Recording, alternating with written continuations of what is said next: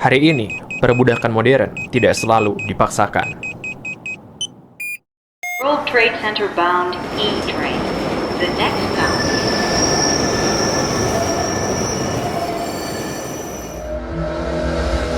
Dia bersifat sukarela. Dia dijalani dengan penuh kesadaran oleh banyak orang yang terus berjalan tanpa menyadari rantai di kaki mereka. Sejarah hanya berganti bentuk. Jika dulu rantai terbuat dari besi, kini banyak yang menjelma menjadi kontrak, utang, bahkan narasi. Dulu pecut ada di tangan majikan. Kini dia tersembunyi dalam tekanan sosial, ambisi yang dikendalikan iklan, dan ketakutan akan kehilangan status. Para budak hari ini tidak selalu perlu dipenjara, karena batas-batas itu telah tertanam dalam pikiran mereka sendiri. Mereka tidak diajari untuk mempertanyakan struktur yang membentuk penderitaan mereka. Mereka telah kehilangan sesuatu yang dulu membuat para budak melawan, yaitu kesadaran bahwa mereka bisa memberontak.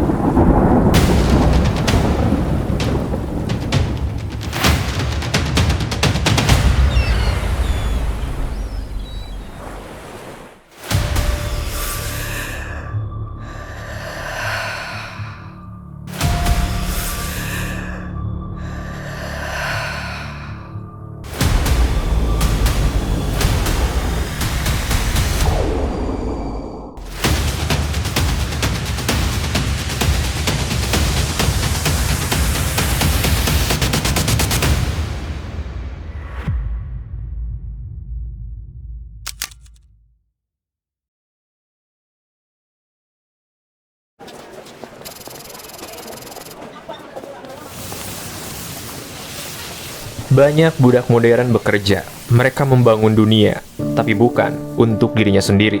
Dunia yang mereka tinggali mulai kehilangan warna, aroma, bahkan makna. Mayoritas di dalamnya hanya roda ekonomi yang terus berputar. Menciptakan bukan semata-mata untuk manusia, tapi untuk mempertahankan sistem itu sendiri. Setiap hari dunia menjadi semakin bising, semakin kotor, semakin mirip seperti pabrik, tembok, pagar, jalan tol, menciptakan sekat-sekat yang membelah keharmonisan. Dunia telah berubah menjadi jalur distribusi raksasa, lebar, efisien, tanpa hambatan. Gunung dipangkas, lahan dirampas, hutan digunduli. Semua ini demi satu tujuan, yaitu kelancaran arus perdagangan.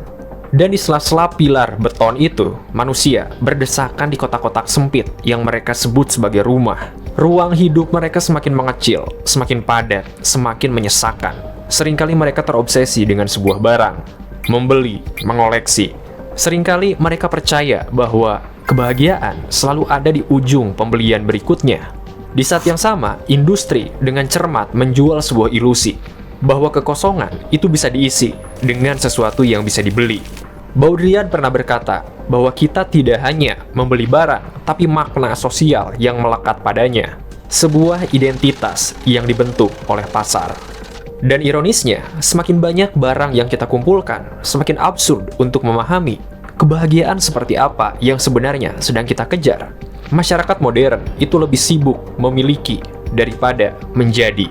Sampai akhirnya, segala yang kita miliki kini justru memiliki kita. Worst plastic polluter of the year, and the winner for 5 years in a row is Coca-Cola. This is now a global North Greenwash Festival. This is greenwash gone mad.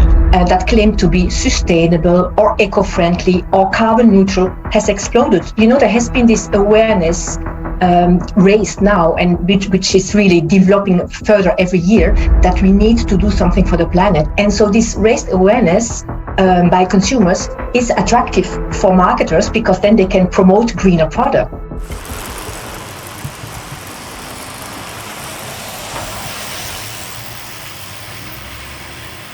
Jika kalian mengira bahwa konsumsi hanya soal barang, kalian salah.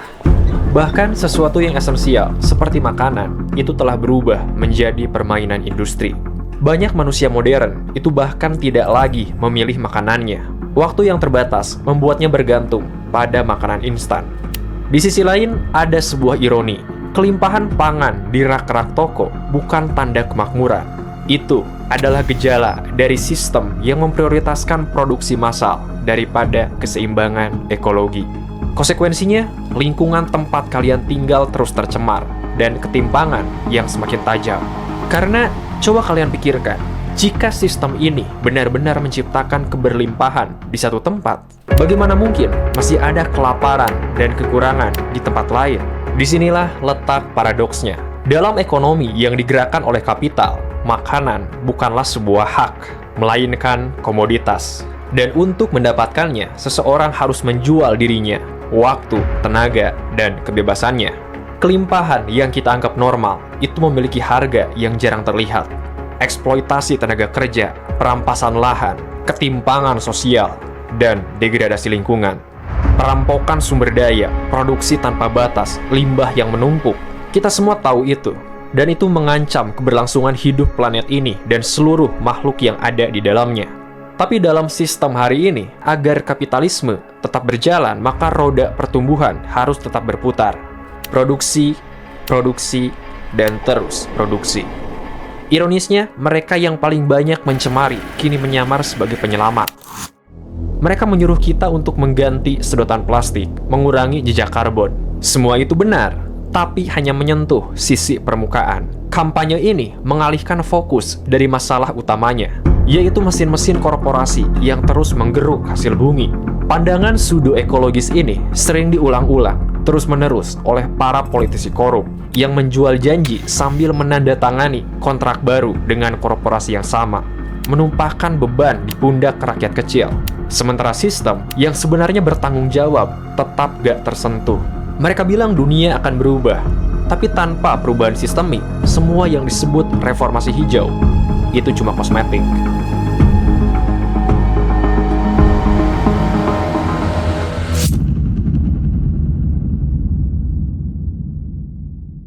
Dalam dunia politik, banyak budak yang berpikir bahwa dia punya suara dan kendali atas nasibnya. Sistem membuatnya percaya bahwa kebebasan itu nyata, bahwa dengan mencoblos nama di selembar kertas, dia telah menentukan masa depan. Namun pertanyaannya, apakah memilih atau tidak memilih itu berbeda secara fundamental atau sama saja? Perdebatan politik modern lebih sering menjadi pertunjukan remeh-temeh, bukan soal ide, tapi soal siapa yang bisa menipu lebih meyakinkan. Lantas kita menyebut ini sebagai demokrasi. Kita menyebut ini sebagai kebebasan. Namun kebebasan macam apa yang membatasi peran rakyat hanya dalam satu tindakan, yaitu memilih? Demokrasi yang sesungguhnya itu tidak hanya hidup di bilik suara, tapi dalam diskusi publik yang bebas, dalam ruang-ruang deliberasi yang benar-benar mewakili rakyat. Bukan dalam ruang parlemen tertutup yang diisi oleh kelas ekonomi dominan yang berutang budi pada kepentingan penguasa. Sistem hari ini, dengan segala janji kebebasan dan kesetaraannya, tetap bertumpu pada satu hal, yaitu dominasi. Di era modern, dominasi telah dirancang jauh lebih halus, dibungkus lebih rapi, dibuat agar tampak seolah rakyatlah yang memilih untuk ditindas. Pertanyaannya, bagaimana mungkin sebuah sistem yang menindas justru diterima tanpa banyak pertanyaan? Salah satu jawabannya ada pada bahasa. Dominasi atas persepsi, kesadaran, atau bahkan pilihan itu tidak terjadi secara kebetulan. Dia adalah konsekuensi dari penggunaan bahasa, sebuah alat yang memungkinkan kelompok dominan itu membentuk realitas sesuai kepentingan mereka. Kata-kata yang mereka gunakan itu bukan sekedar simbol komunikasi, mereka adalah hasil dari manipulasi sistematis. Istilah seperti demi bangsa dan negara, rakyat kecil, kemajuan, kebebasan, demokrasi, dan seterusnya, seringkali tidak mencerminkan realitas, melainkan kepentingan bagi pihak yang mendefinisikannya. Penting untuk dipahami bahwa bahasa yang dikendalikan itu melahirkan batasan berpikir. Ketika konsep-konsep tertentu menjadi seolah-olah mutlak, kita jadi berhenti mempertanyakannya. Banyak orang menerima sistem itu bukan karena mereka setuju, tapi karena mereka tidak diajarkan untuk melihat alternatif lain. Dan inilah mengapa bahwa perubahan tidak hanya cukup dengan sekedar tindakan di lapangan, tapi juga memerlukan kekuatan narasi hingga memahami makna dari sebuah bahasa. Jadi bagaimana kita bisa keluar dari dominasi ini? Jawabannya bukan sekedar merebut kembali bahasa, tapi memahami bagaimana bahasa bekerja, siapa yang ada di baliknya, siapa yang mengendalikannya, dan bagaimana kita bisa menggunakannya secara lebih kritis. Alih-alih sekedar mengulang kata-kata yang diwariskan oleh sistem, kita bisa mulai mempertanyakan. Misalnya, apa yang sebenarnya dimaksud dengan kemajuan? Kemajuan bagi siapa? Atau apa yang terselubung di balik istilah kebebasan? Kebebasan untuk siapa? Dan seterusnya. Kesadaran kritis ini adalah langkah pertama. Karena selama bahasa dan makna itu dikendalikan, maka realitas pun akan tetap dikunci dalam perspektif tunggal demi keuntungan segelintir orang. Dan ketika kita mulai kritis terhadap bahasa, kita tidak hanya mengubah cara kita berbicara, tapi kita mengubah cara kita melihat dunia.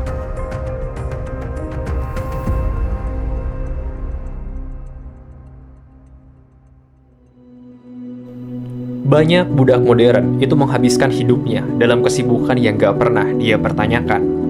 Sejak kecil, kebanyakan dari mereka diajarkan satu hal, yaitu patuh. Kepatuhan bukan sekedar kebiasaan, dia telah menjadi konstruksi sosial. Mengikuti tanpa bertanya, menerima tanpa meragukan. Dia menaati para pemilik modal. Dia tunduk pada hukum dan aturan yang seringkali disusun bukan untuk melindunginya, tapi untuk memastikan bahwa dia tetap berada dalam barisan. Sebab melawan berarti mengambil risiko. Bertanya berarti keluar dari jalur. Dan keluar dari jalur berarti menghadapi ketidakpastian. Ketidakpastian itu menakutkan. Kebanyakan orang gentar jika harus berjalan tanpa sistem yang mengarahkannya.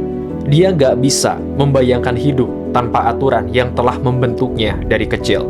Maka dia terus tunduk. Bukan karena percaya, tapi karena takut. Dia merasa gak punya pilihan lain. Dan selama ketakutan itu ada, maka rantai di lehernya gak perlu dikunci.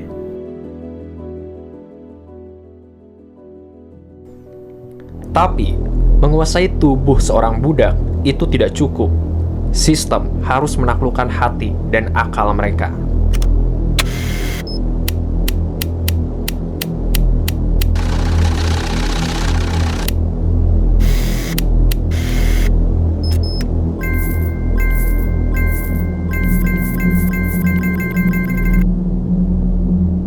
Layar yang kita tatap setiap hari menjadi alat yang paling efektif untuk menanamkan ideologi dominan melalui normalisasi.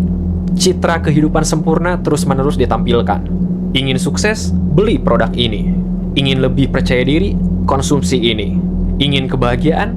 Kejar standar ini. Banyak dari kita diajarkan satu hal, bahwa nilai itu tidak datang dari siapa kita, tapi dari apa yang kita konsumsi. Ini adalah ilusi yang gak lebih menyedihkan dari kenyataan yang sebenarnya, bahwa kita seringkali hanya memainkan peran sebagai seorang budak yang terjebak dalam konsumerisme dari industri yang ironisnya bicara soal kebebasan. Dan semakin kita berusaha memenuhi standar-standar ini, semakin kita merasa terasing. Kita bukan hanya mengikuti standar, mengikuti tren, kita diajari untuk menginternalisasi perbudakan itu sendiri. Sistem dominan hari ini tidak memerintah dengan cambuk atau rantai, tapi dengan ilusi pilihan bebas. Dia tidak sekedar mengontrol ekonomi, dia membentuk cara manusia berpikir. Pasar bukan hanya tempat transaksi, tapi dia telah menjadi ideologi. Menolak sistem ini bukan hanya sulit, tapi nyaris mustahil, kecuali dengan konsekuensi sosial dan ekonomi yang sangat berat. Banyak orang menyebut ini sebagai demokrasi liberal. Tapi kalau misalkan kita melihat lebih dalam, ini lebih menyerupai hegemoni pasar. Dominasi tidak lagi dipaksakan melalui kekerasan, tapi ditanamkan ke dalam kesadaran kolektif. Dulu, rezim otoriter mengontrol manusia dengan kekerasan. Sekarang, sistem ini menemukan cara yang lebih subtil, yaitu mengendalikan keinginan manusia itu sendiri. Tidak ada jeruji besi, tidak ada tiran yang mengangkat cambuk, sebab batas-batas itu telah tertanam dalam pikiran kita. Apa yang kita anggap mungkin atau mustahil, masuk akal atau tidak, normal atau menyimpang, semuanya telah dikondisikan. Dia bersembunyi dalam bahasa yang kita gunakan, dalam budaya yang kita rayakan, dalam nilai-nilai yang kita terima tanpa banyak bertanya. Kita tidak perlu diancam atau dipenjara, karena pada akhirnya kita sendiri yang menjaga rantai ini tetap terpasang. Dan jika semua orang sudah menerima sistem ini sebagai satu-satunya pilihan yang masuk akal, lantas bagaimana cara kita melawan sesuatu yang bahkan telah menjadi bagian dari diri kita?